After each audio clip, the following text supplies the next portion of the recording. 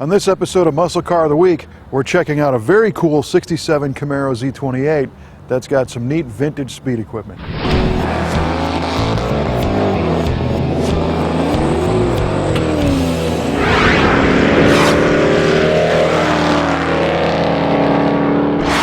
There have been many different high-performance versions of Camaros that you could buy right from your Chevrolet dealer, but the one that kind of started it all was the 1967 Camaro Z28.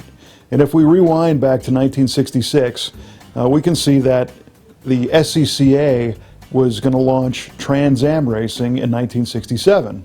And Trans Am racing was to use what they were calling sedan cars as race cars. And what they meant by sedan was these were cars that had a back seat.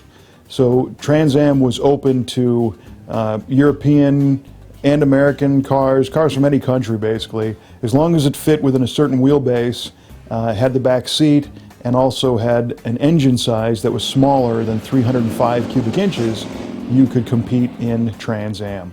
And Ford had the Mustang with a 289 cubic inch V8. Plymouth had the Barracuda with its 273 cubic inch V8. So Chevrolet was looking at being able to compete with these guys. The Mustang and the Barracuda had been out for a few years before the Camaro, so Camaro really needed to start strong. And that's where they came up with RPO option code Z28, which was the car we see here. It's a very, very neat car. They took a 283 cubic inch crankshaft and a 327 cubic inch block, put the pieces together to come up with a 302 cubic inch V8. And then they added some high performance parts in the form of an aluminum 4-barrel carburetor intake manifold, a different camshaft, a solid lifter cam, did a high performance distributor, and some exhaust manifolds that were kind of free flowing to come up with something that was advertised to be around 290 horsepower. I don't think Chevrolet actually ever stated the true horsepower of this car, but that's what they were going for. And you couple that with the mandatory 4-speed manual transmission, heavy-duty clutch, and in this case, a 410 rear gear ratio with a limited slip differential, monoleaf springs in back with a traction bar on one side to keep the spring from wrapping up, power brakes, they all came with power brakes, disc brakes in front, and special springs, and you ended up with a car that was the Z28. And visually, it had a pair of stripes on the hood and the deck lid, but the hood was flat.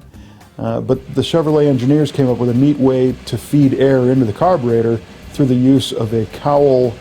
It's a cowl induction, meaning it took air from the base of the windshield in a low pressure zone. This early cowl induction design is pretty cool.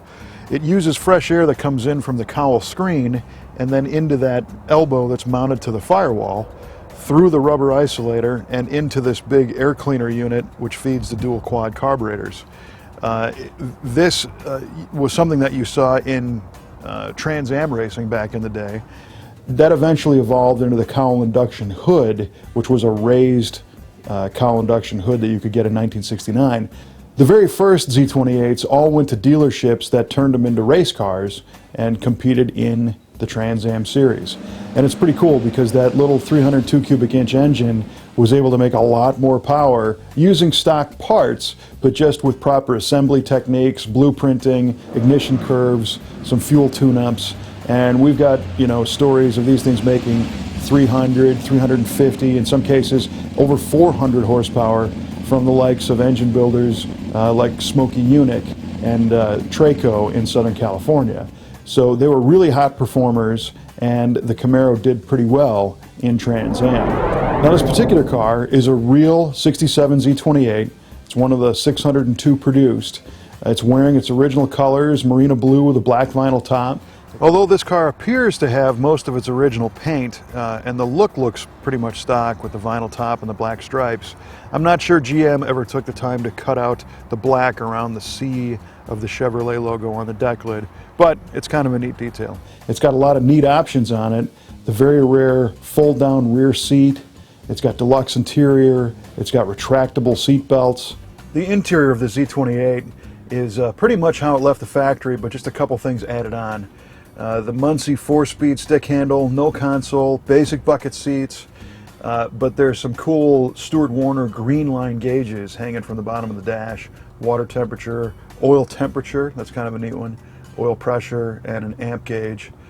There's also a Stuart Warner tack on the steering column, mounted old style with the hose clamp, and it's positioned so that you shift when the needle points straight up. These cars had 15 by 6 inch steel rally wheels, where the rest of the Camaros had 14s. This car is wearing all of its correct 15 by 6 date coated wheels.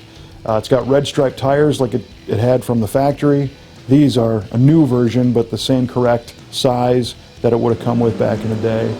But this particular car was restored to its original condition, and a subsequent owner decided to kind of jazz it up a little bit and put some options and some performance parts on the car that you could get during the days of Trans Am racing. This is kind of a neat package under here because it has a bunch of parts that were added on after it was bought new, but they kind of fit the period that this car was built in.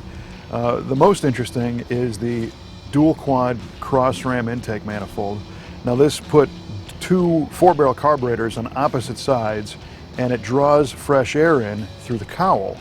And as far as we can tell, this is a kit that you used to be able to get from your local Chevy dealer, and you could add this on afterwards. It's got the correct linkage, it's got the correct Holley carburetors, it's got the correct fasteners, everything about it. In fact, the story is that some of the pieces, like the super rare cross ram cowl induction air cleaner assembly, that piece actually came from Mark Donahue, who was one of the racers in Trans Am back in the day. So the guys that built this car sought out very unique performance parts from the likes of Traco, which built some of the Trans Am racing engines for Mark Donahue and Roger Penske and Dan Gurney, and those parts can be found on this car. So it also is wearing a set of headers that were a dealer option back in 1967. They came in the trunk, and they let you put them on or let a dealer put them on. But the other cool thing is that all of the original parts that make a 67 Z28 that came with the car originally are still with the car. So they still have the original aluminum 4-barrel intake and the carburetor and some of the pieces that were replaced by these other higher performance items. So it's kind of the best of both worlds. It's kind of a time machine. If you were to have a 67 Z28 in 1967 and you wanted to make it run really hard, you would have put this stuff on it, and that's kind of like where the story ends. It's a snapshot of kind of the ultimate 67 Z28 street car you could have back in 1967. It's a super neat car, and it's one of the few in the Brothers collection that's actually been modified, but it does have these period correct modifications. So it's definitely a standout in the collection, but it fits in with their other cool, historically significant cars. So you can see more pictures of this Z28 on our website at musclecaroftheweek.com, and we've got the Facebook page. Go there and share this and all the other cars with all of your friends on Facebook. And of course, the YouTube channel has a button to subscribe. You click that and you'll never miss an episode of Muscle Car of the Week.